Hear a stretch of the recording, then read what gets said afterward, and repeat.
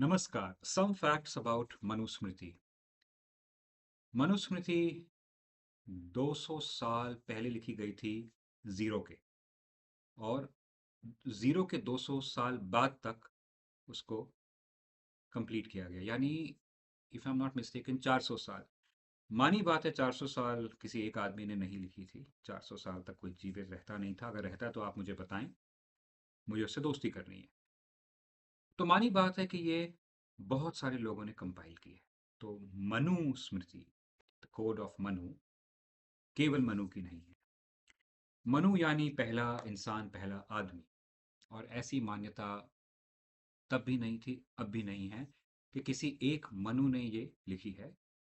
परंतु हमारे समाज में बहुत लोग ये मानते हैं कि मनुस्मृति यानी कोई आदमी था मनु, या वो पहला आदमी था, उसने कोई ऐसी चीजें लिखी थी जिसको फॉलो करना है। Some facts about Manusmriti. Manusmriti, smriti क्या है? Smriti is something that is remembered, और श्रुति होती है something that is heard. That is remembered यानी दैट इज नोटेड डाउन। ये मान ले कि जिसको आपने लिखा है, जिसको आपने डिस्क्राइब किया है। मनुस्मृति,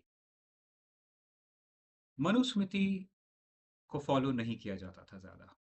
अपने दौर में भी Manusmriti was not the only Smriti, it was not the only code prevalent in society. उसके पहले थे धर्मसूत्र।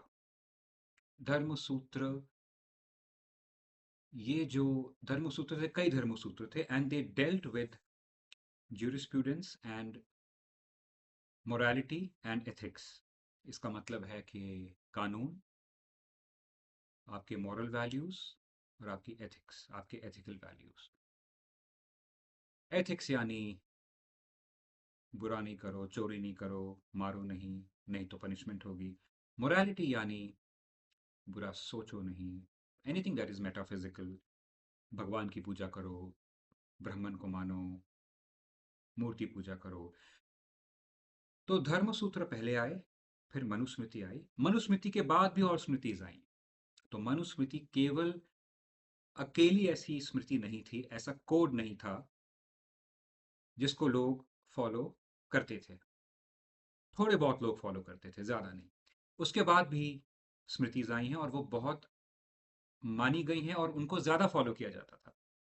तो just to be clear, Manusmriti सबसे पहली नहीं थी। उसके पहले धर्मसूत्र थे।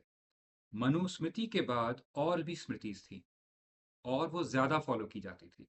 परंतु हम मनुस्मृति को मान्यता इसलिए देते हैं क्योंकि माना जाता है कि ब्रिटेन को लगा, अंग्रेजों को लगा कि ये सबसे अच्छी किताब थी हिंदुओं की, और उनको ऐसा कानून चाहिए था जो वो हिंदुओं पे लागू कर सके।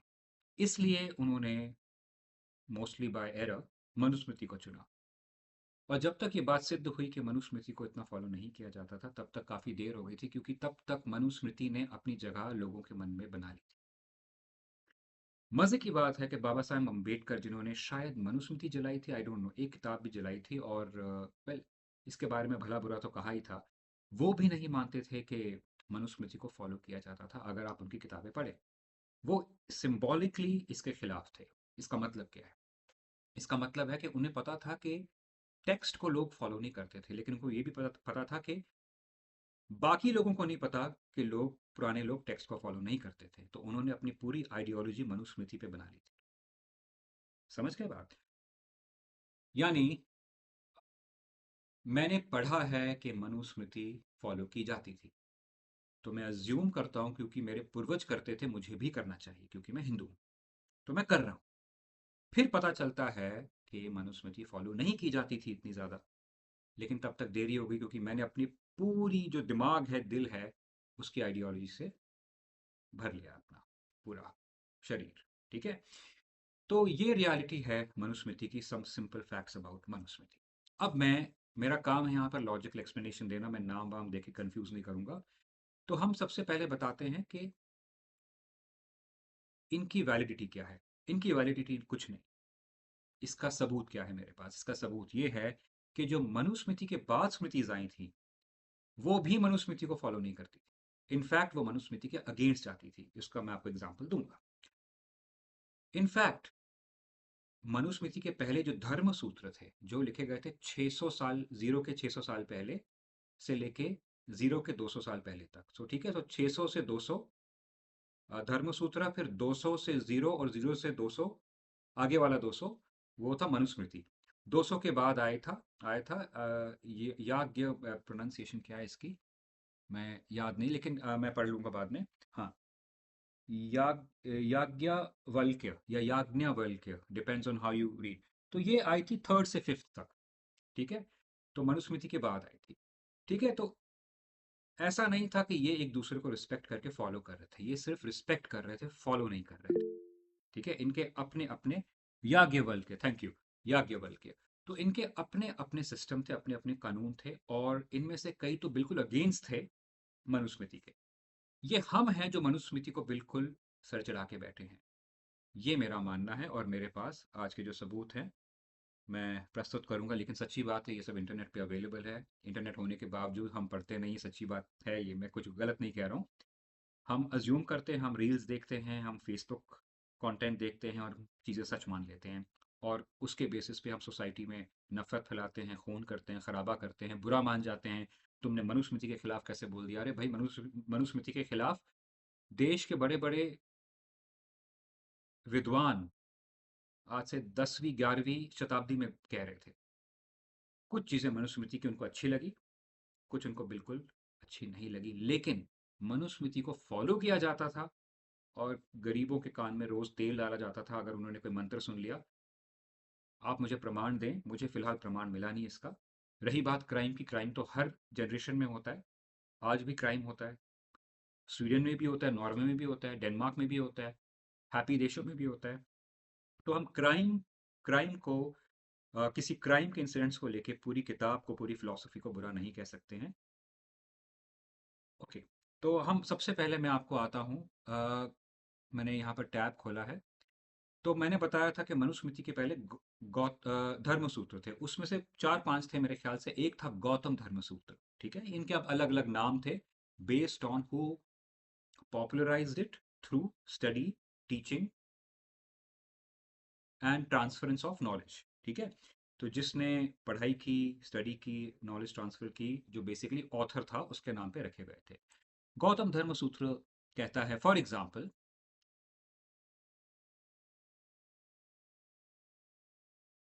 sacred learning is more important than all, because that is the root of the sacred law. He shall feed his guests, the infants, the sick people, the pregnant women, the females under his protection, the very aged men, and those of low condition who may be in his house before eating himself. यानी जो जो host होता है, खुद खाना ग्रहण करने से पहले लड़कियों को, औरतों को, बीवियों को, और गेस्ट को, और बीमार लोगों को खाना खिलाएगा। ये वहां पे लिखा गया था। अब ऐसा नहीं था कि अगर होस्ट ये बात नहीं माने और पहले ही खाना खा ले तो उसको पनिशमेंट मिलती थी। इसका मतलब है, दीज वर सजेस्टेड लॉज। इनके बेसिस पे जो जजेस हैं वो तय करते थे कि क्या हमें ये लागू करना चाहिए, नहीं करना चाहिए। इनकी जो इनका जो स्टेटस है वो वेद का स्टेटस नहीं था। ऋग्वेद, जो मेन वेद जिसे मैं कहता हूँ, ऋग्वेद का स्टेटस इनको नहीं मिला था किसी भी, ना धर्मसूत्रस को, ना मनुस्मृति को, ना याज्ञवल्क्य स्मृति को। ठीक है, तो अगर होस्ट खुद पहले खाना खा रहा है और लड़कियों को नहीं दे रहा है तो ऐसी पनिशमेंट नहीं थी, परंतु ये माना जाता था कि ये होना चाहिए। एक्सक्यूज में, क्या हो रहा है भाई? ओके, तो ये था फॉर एग्जाम्पल गौतम धर्मसूत्र। तो अब हमें पता चला है कि मनुस्मृति के पहले भी धर्मसूत्र थे जिनमें वैसी बातें लिखी गई थी जो आपको मनुस्मृति में मिलती है। ठीक है, फिर आया मनुस्मृति, और मनुस्मृति के बाद हम बात कर रहे हैं याज्ञवल्क्य स्मृति की, जिसको मैं याज्ञवल्क्य स्मृति कह रहा था। इसकी तुलना क्या है, हम करते हैं मनुस्मृति से। सबसे पहले ये लिबरल और ह्यूमेन माना गया है। लिबरल, इसके जो कानून माने गए हैं वो लिबरल माने गए हैं। लिबरल का मतलब है कि जो पनिशमेंट्स मनुस्मृति में थी, जो चीज़ें औरतों के खिलाफ थी, और जो तुलना औरतों की बच्चों से की गई थी जैसा माना जाता है, वो इसमें नहीं थी, या उसकी पनिशमेंट्स कम थी। Okay, clearer treatment of evidence and judicial fairness. ये माना जाता था कि एविडेंस को प्रॉपर तरीके से याज्ञवल्क्य स्मृति करती थी। ठीक है, इसलिए इसको बहुत माना गया था। ये लॉ को, कानून को रिलीजियस और मॉरल प्रिस्क्रिप्शन से अलग करती थी, यानी कानून अलग है और आपकी जो रिलीजन और मोरालिटी है वो अलग है। इन दोनों को वो अलग रखती थी, जो इसकी बहुत बड़ी कंट्रीब्यूशन रही, क्योंकि मनुस्मृति में वो एक थे। मनुस्मृति में एक थे, लेकिन मैं फिर से दोहराता हूं, इसका मतलब ये नहीं था कि मनुस्मृति को पूरी तरह फॉलो किया जाता था। फिर आया नारद स्मृति। ठीक है, ये है प्योरली जुडिशियल स्मृति। इसमें स्ट्रिक्टली सिर्फ वो बातें लिखी गई हैं जो कि जुडिशरी को हेल्प करती हैं। इसमें रिलीजन और मोरालिटी को अलग रखा गया है। ठीक है, इन अ वे हम कह सकते हैं कि आज जो हम फॉलो करते हैं वो ये दो स्मृतिज, याज्ञवल्क्य स्मृति और नारद स्मृति का मिक्सचर है। इसका उदाहरण मैं देता हूं कि कोर्ट्स जब जजमेंट देता है तो वो मोरालिटी को साइट करता है, तो that is more like Yajnavalkya smriti. लेकिन कुछ जो कोर्ट्स होते हैं उनको पता होता है कि एक आदमी ने मर्डर किया लेकिन एविडेंस नहीं है, तो वो प्योरली ऑन एविडेंस जाते हैं, तो that is something like Narada smriti. Narada smriti में इसका मतलब को एथिक्स और मोरालिटी से ज्यादा मतलब नहीं है। इसके बाद आता है बृहस्पति, कात्यायन, विष्णु एटसेट्रा। ये सब स्मृतिज आती हैं, और तो सिर्फ मनुस्मृति नहीं, ये सारी स्मृतिज भी थी हमारे देश में।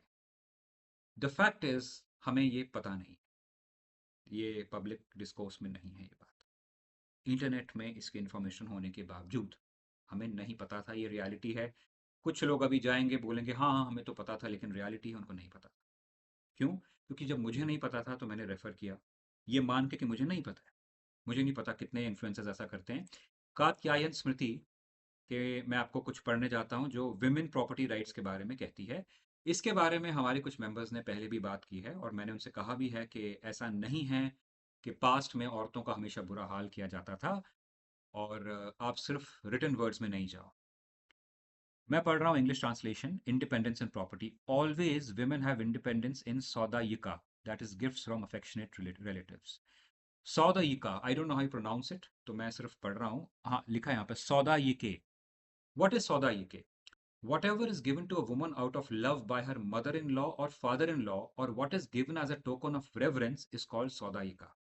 ठीक है, तो हस्बैंड के फादर और मदर ने जो भी डॉटर इन लॉ को, करेक्ट यही है था, डॉटर इन लॉ वही होती है ना? हाँ, करेक्ट। तो आपके पति के पेरेंट्स ने जो बहू को प्यार से या इज्जत से जो गिफ्ट दिए हैं वो हमेशा औरत के रहेंगे। ठीक है, दैट इज हर राइट। ये एक कानून था। जो लोग कह रहे थे कि ऐसे कोई कानून बताओ। दूसरा, अ वाइफ जिसका सन नहीं है, जिसका बेटा नहीं है, protecting her husband's bed, that is remaining chaste. अगर औरत है, पत्नी है जिसका बेटा नहीं है, she is protecting her husband's bed, यानी रिमेनिंग चेस्ट, यानी वो उसके अफेयर्स नहीं है, and residing with her preceptor should enjoy the property until her death, afterwards the heirs of the husband should take it. तो अल्टीमेटली जो आपके पति हैं, उनके जो संतानें हैं या लड़कियां हैं या कोई भी रिलेटिव्स हैं, वो तब प्रॉपर्टी लेंगे जब उस औरत की मृत्यु हो जाए। ये नहीं है कि हस्बैंड हस्बैंड के होते होते ही उसको सेकेंडरी बना दिया जाएगा और ये कर दिया जाएगा। ये मेरी इंटरप्रिटेशन है। ऑफ कोर्स ये मैंने पूरी स्मृति पढ़ी नहीं है, मैंने इसकी हार्डली 30-40% ही इंग्लिश में पढ़ा है। तो अगर आगे मुझे कोई इन्फॉर्मेशन मिलती है which can make better my current information, मैं आपको इन्फॉर्म कर दूंगा। फिलहाल मुझे ये लगता है। ठीक है, और इसके बाद, हाँ, in cases of serious crimes like brahmanicide, drinking liquor, theft और approaching the teacher's wife, no defender is allowed. यानी ये सीरियस क्राइम्स हैं। ब्राह्मणिसाइड है, अब ड्रिंकिंग लिक्योर, थेफ्ट आप समझते हैं, और अप्रोचिंग द टीचर्स वाइफ। अब प्लीज अंडरस्टैंड, यहाँ पर टीचर है ब्राह्मण। टीचर एक तो होता है टीचर, लेकिन उस सदी में जो ब्राह्मण होता था, जो कास्ट ब्राह्मण की, वो टीचर होता था। तो अगर अगर ब्राह्मण टीचिंग के लिए गांव गांव जा रहा है पढ़ाने के लिए, जो उसका कार्य होता था, और उसके गैर मौजूदगी में आप उसकी पत्नी को अप्रोच करें, ठीक है, तो ये एक पाप माना जाता था। That means you have betrayed the trust. एक ये है। दूसरा है ब्राह्मणी साइड। अब अ, या तो ब्राह्मणी साइड है, यानी ब्राह्मण की हत्या, या ब्राह्मणी साइड यानी इंसल्ट ऑफ ब्राह्मण। मान लेते हैं ब्राह्मणी साइड, क्योंकि मैंने इसका संस्कृत नहीं पढ़ा है। ब्राह्मण की हत्या, अब ब्राह्मण की हत्या आप इंटरप्रेट कर सकते हैं कि because Brahmin is high caste, that is why उनको मारना घोर पाप है। सेकंड इंटरप्रिटेशन है बिकॉज आपका हाईली रिस्पेक्टेड टीचर, उसका मर्डर हुआ है। जो आदमी पैसा नहीं कमाता, बिकॉज उस जमाने में ब्राह्मण्स बिजनेस क्लास नहीं होते थे, उनको पैसे नहीं कमाते थे, उनका काम था एजुकेशन देना। तो this was considered a very high post. अब ये बाय बर्थ थी या बाय टैलेंट, इसकी अभी हम यहाँ बात नहीं कर रहे हैं, we are not going into depth. But I am giving an example of Katyayana smriti. और ये स्मृति आती है याज्ञवल्क्य स्मृति के बाद, नारद स्मृति के बाद, यानी सेंचुरी दर सेंचुरी हमारे पास अलग अलग स्मृतियां आई हैं, लेकिन हमने उनको इग्नोर किया है just in the favour of Manusmriti, because कोई अंग्रेज ने गलती कर दी। ये है हमारी रियलिटी। इसके बाद अर्थशास्त्र आता है, एंड बिलीव इट और नॉट, अर्थशास्त्र भी मनुस्मृति के फेवर में नहीं है, क्योंकि उसके जो लिखा गया है, हालांकि अर्थशास्त्र दैट फोकसेस ऑन इकोनॉमिक्स, लेकिन इकोनॉमिकली भी it is not highly in favour of Manusmriti. क्योंकि मेरे पास इसके एग्जैक्ट एग्जांपल्स अभी नहीं है, तो मैं इसको प्रेजेंट नहीं कर रहा।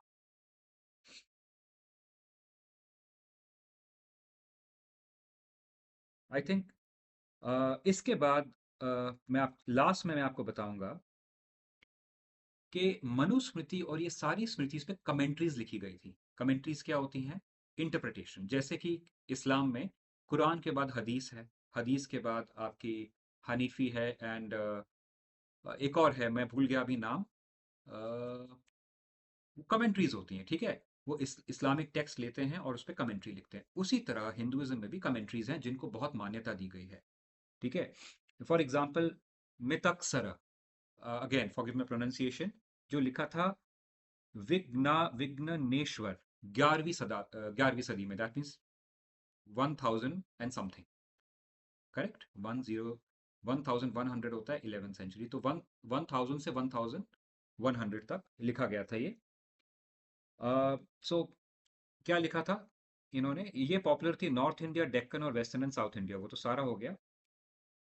तो मनु को ये साइट करते हैं, साइट यानी मनु के जो कोड्स हैं उसको कमेंट्री में लिखा जाते हैं, but it is filtered through reason and consistency. हमारी जो कमेंट्रीज हैं वो ये मानती थी कि मनुष्य, ये जो हमारे कानून होते हैं हिंदू धर्म में, दे आर नॉट कैनोनिकल। इसका मतलब है you can reason them and you can ignore them. आपको मानना है, ये जरूरी नहीं है। That is a very big difference between Indian philosophy, जिसे ईस्टर्न फिलोसफी कहते हैं, एंड अब्राहमिक फिलोसफी, जो है आपका जुडाइज्म, इस्लाम और क्रिश्चियनिटी।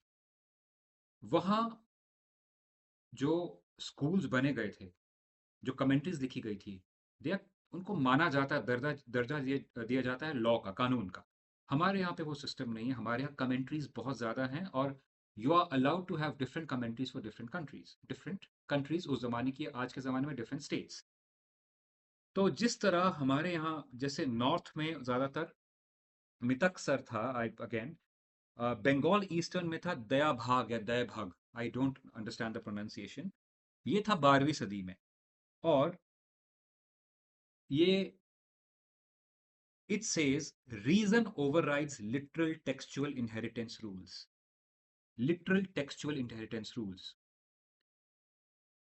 जो इनहेरिटेंस के कानून बन चुके हैं, लिखे गए हैं मनुस्मृति में और बाकी स्मृतियों में, उनको फॉलो करना जरूरी नहीं है, because yukti is more important. What is yukti? Yukti is reasoning.